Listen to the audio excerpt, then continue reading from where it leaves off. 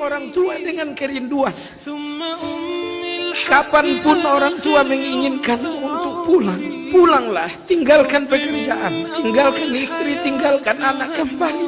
Jangan siksa orang tua dengan kerinduan. Dia telah tersiksa untuk mengandung kita. Dia pun telah tersiksa untuk melahirkan kita. Dia telah tersiksa sewaktu menyusui kita. Pulanglah, tinggalkan pekerjaan, tinggalkan istri, tinggalkan anak, kembali. Rendahkan dirimu di hadapan orang tuamu, rendahkan. Engkau berpendidikan tinggi sampai ke luar negeri, ibumu hanya orang bodoh yang tinggal di desa. Namun Allah mengatakan rendahkan dirimu di hadapan ibumu. Ibu kita sering menanggung lapar agar kita kenyang. Dia sering berdusta untuk kebahagiaan kita. Dia sakit, kita katakan ibu sakit. Dia mengatakan tidak, aku tidak sakit, padahal dia sakit. Ibu kita lapar, kita bertanya ibu lapar. Ibu mengatakan tidak, aku sangat kenyang, makanlah. Anda tahu jamaah sekalian, dia lapar, tapi dia berdusta. Dia mengatakan saya kenyang, hanya agar kita puas dengan makanan itu. Sakit sekali ibu kita dengan penyakitnya, tapi dia selalu berdusta. Tidak terjadi apa-apa. Kita pun kadang-kadang terlalu bodoh memahami dusta ini. Dusta kita anggap bahwa memang demikian adanya. Akhirnya kita kembali untuk pekerjaan, untuk anak-anak, dan untuk istri. Ternyata ibu yang mengatakan dirinya baik-baik saja hanya berdusta. Kalau masih ada keduanya, berbuat baiklah. Jangan siksa keduanya dengan kerinduan, dan jangan terlalu percaya dengan dusta mereka. Mereka berdusta hanya untuk kita tertawa. Seolah-olah ibu-ibu ini jamaah sekalian mengarang demikian banyak dusta agar kita tenang dengan keadaan dirinya. Sekiranya boleh berdoa, kita ingin berdoa untuk keduanya. Ya Allah, ambil kesehatan ini untuk keduanya agar keduanya tidak akan sakit. Ya Allah, sekiranya ada usia yang lebih panjang untukku, ambil sebagian usia ini untuk keduanya agar keduanya lebih lama untuk merendah kehidupan ini. Sekiranya Anda wafat jamaah sekalian, berapa lama anak-anak ini akan menangis untuk kematian Anda? Berapa lama? Berapa lama istri yang Anda cintai ini menangis untuk kematian Anda? Ketahuilah jamaah sekalian, tidak ada air mata yang paling deras untuk Anda lebih dari kematian, lebih dari air mata seorang ibu.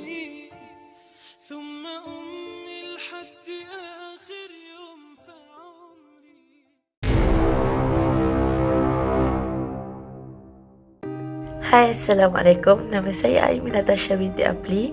Nombor matrik saya 058850. Saya pelajar Diploma Teknologi Maklumat under Fakulti Informatik dan Komputeran.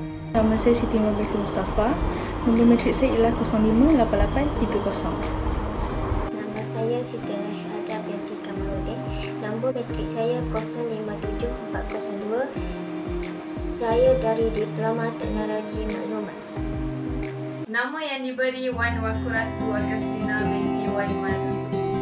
Saya dari kos Diploma Teknologi Maklumat. Nombor matrik yang diberi ialah 058666. Cerita ini mengisahkan tentang seorang anak perempuan yang bernama Maimunah atau juga dikenali sebagai Mona. Dia berasal daripada kawasan pedalaman yang tidak mempunyai sebarang kemudahan atau kemewahan untuk memenuhi impiannya sejak kecil lagi. Dia dapat melanjutkan pelajarannya ke Menara Gading melalui tawaran kerajaan. Apabila dia melanjutkan pelajarannya di Pekan, dia mula lupa akan asal-usulnya bahawa dia berasal daripada keluarga yang susah, iaitu ibunya yang mengalami penyakit lumpuh seluruh badan akibat kemalangan 3 tahun yang lalu. Disebabkan ibunya mempunyai penyakit lumpuh, ayahnya terpaksa bekerja keras untuk menara keluarganya demi kelangsungan hidup. Pada peringkat Menara Gading, Mona telah terpengaruh dengan kehidupan rakan-rakan yang mewah. Dia mula lupa akan tanggungjawabnya terhadap kedua ibu bapa sebagai seorang anak. Selain itu, dia juga mula mengabaikan tanggungjawabnya sebagai seorang siswi dengan tidak menghadiri kuliah dan tidak menyiapkan tugasan yang diberikan oleh pensyarahnya. Di samping itu juga, Mona telah diberikan surat amaran daripada pihak penguasa universiti akibat perbuatannya yang melanggar peraturan universiti. Mona tidak mampu membayar hutang tersebut. Tanpa berfikir panjang, Mona telah menggadai maruahnya kepada Fairuz untuk melunaskan segala hutang dipinjamnya daripada Fairuz. Lalu Fairuz membawa Mona ke rumah sewanya. Beberapa bulan kemudian, Mona telah mengetahui bahawa dia menghidapi penyakit HIV akibat hubungan sulitnya bersama Fairuz pada masa yang lalu. Beberapa minggu kemudian, Mona bertanyakan khabar Fairuz kepada Natasha dan mendapati bahawa Fairuz telah dibunuh oleh Along kerana hutangnya yang tidak berbayar. Selepas itu, apabila Mona menghadapi masalah kewangan, dia meminta bantuan daripada rakan perempuannya iaitu Natasha. Lalu Natasha memperkenalkan Mona kepada kawan lelakinya yang bernama Fairuz. Hal ini menyebabkan Mona terikat dengan syarat yang diberikan Fairuz dengan menerima tawaran sebagai teman wanita Fairuz bagi mendapatkan duit untuk menampung kehidupannya. Beberapa bulan kemudian, Fairuz meminta kembali wang yang dipinjamkan kepada Mona kerana dia ingin membayar hutangnya yang dipinjam dari Ahlong. Setelah beberapa tahun, Mona telah sedar akan perbuatannya itu telah merosakkan masa depannya. Setelah itu, dia telah mengambil keputusan untuk pulang ke kampung halamannya untuk memohon ampun dengan kedua ibu bapanya atas pengabaian yang dilakukan olehnya terhadap mereka. Apabila Mona tiba di kampung halamannya, Mona mendapati bahawa rumah yang ditinggal olehnya selama ini telah kelihatan usang dan seperti tiada penghuni yang tinggal di dalam rumah tersebut. Kemudian, Mona telah pergi ke rumah jirannya untuk bertanyakan tentang keberadaan kedua ibu bapanya. Lalu jirannya memberitahu Mona bahawa kedua ibu bapanya telah meninggal dunia dan jirannya juga menceritakan penderitaan yang dilalui oleh ibunya yang mempunyai penyakit lumpuh dan ayahnya yang mempunyai penyakit serangan jantung. Selepas Mona mengetahui di mana berada kubur kedua ibu bapanya, Mona mula menyesali akan perbuatan yang dilakukan olehnya terhadap mereka. Dan Mona telah mengambil keputusan untuk kembali ke pangkal jalan. Dalam tugas saya yang diberi, saya ingin menceritakan serba sedikit tentang tema dalam Anak Derhaka. Tema ini mengisahkan seorang anak yang mengabaikan tanggungjawab terhadap orang tuanya dan sering berkelakuan pentingkan diri sendiri dalam semua atau pelbagai hal. Di kemudian hari, seorang anak tidak dapat memaafkan dirinya atas segala perbuatan yang dilakukan terhadap orang tuanya, sehingga meninggalkan dirinya untuk selama-lamanya. Saya akan menerangkan tentang watak-watak dalam cerita ini. Watak utama dalam cerita ini ialah Maimunah atau dikenali sebagai Mona. Mona seorang gadis yang berasal dari kampung. Selain itu, Mona juga seorang gadis yang cantik dan berbadan langsing. Mona seorang anak yang derhaka terhadap ibu bapanya. Dia juga pentingkan diri sendiri dan tidak bertanggungjawab terhadap keluarganya. Watak sampingan dalam cerita ini ialah Mak Aminah. Mak Aminah ialah ibu kepada Mona. Mak Aminah seorang ibu yang mengalami lumpuh akibat kemalangan. Selain itu, dia juga sangat menyayangi anaknya walaupun anaknya tidak menghormatinya. Seterusnya, Mak Aminah juga seorang ibu yang tabah menghadapi dugaan yang menimpa hidupnya. Seterusnya, watak Pak Samad. Pak Samad ialah ayah kepada Mona. Dia seorang suami yang sangat rajin bekerja untuk menyara keluarganya. Selain itu, Pak Samad juga sangat setia terhadap isterinya walaupun isterinya seorang yang lumpuh. Pak Samad juga seorang yang bertanggungjawab terhadap keluarganya. Seterusnya, watak Rina.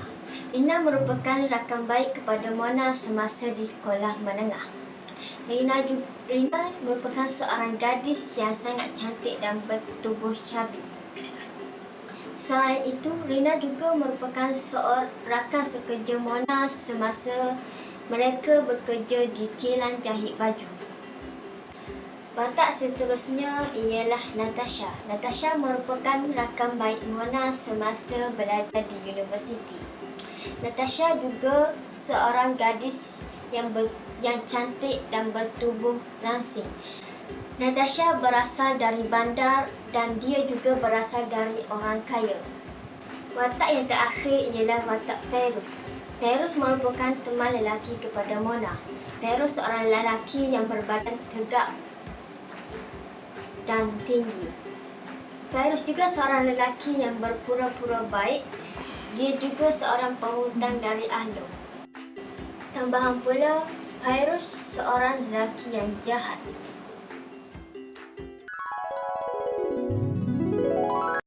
Di sini saya ingin menerangkan beberapa konflik yang ada dalam cerita Anak Derhaka. Antara konflik yang ada dalam cerita Anak Derhaka adalah seorang gadis yang bernama Maimunah atau dikenali sebagai Mona. Mona seorang gadis yang tidak pernah menghormati kedua ibu bapanya. Malah pada peringkat universiti, dia telah berubah dengan menghabiskan beasiswanya dengan pergi ke tempat hiburan seperti kelab malam. Hal ini kerana Mona telah terpengaruh dengan sikap negatif rakan-rakannya. Selain itu juga, Mona sanggup menggadai maruahnya demi duit dan mengikut teman lelakinya yang bernama Feiruz balik ke rumah sewanya. Malah tak disangka, apabila dia terlanjur dengan Feiruz, dia mengidap penyakit HIV dan Feiruz juga dikejar oleh Alung untuk membayar segala hutang yang telah dipinjam olehnya.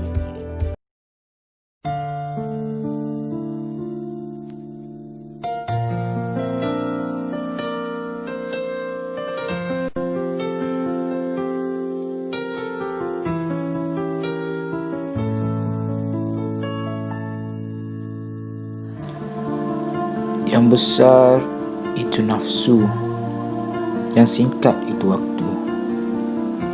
Yang dekat itu kematian, yang susah itu keikhlasan. Yang dijauhi itu kemalasan, yang cepat itu adalah marah.